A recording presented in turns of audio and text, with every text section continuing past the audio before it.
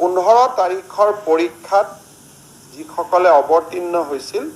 তেওঁলোকে নিজৰ OMR সিটখন ল'ব পাৰিব 27 তাৰিখৰ পৰা আবেদন আৰম্ভ হ'ব আৰু আবেদনৰ সংখ্যাৰ ওপৰত ভিত্তি কৰি তেওঁলোকে OMR সিটখিনি সেই ইমেইল এড্ৰেছলৈকে পঠিয়াই দিব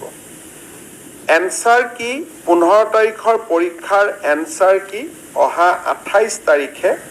সেবাৰ ওয়েব পোৰ্টেলত হোস্ট কৰা হ'ব www.sebaonline.org ইয়াতে হোস্ট কৰা হ'ব আৰু এনসাৰ কি আপত্তি থাকে সেয়াও যদি সেবাক জনোৱা যায় সেবাই বিচাৰ বিবেচনা হয় গতিকে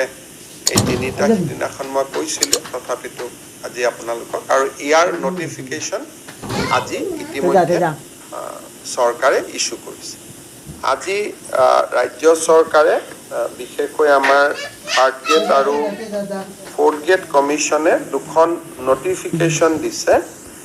যে 27 তাৰিখৰ পৰা আমি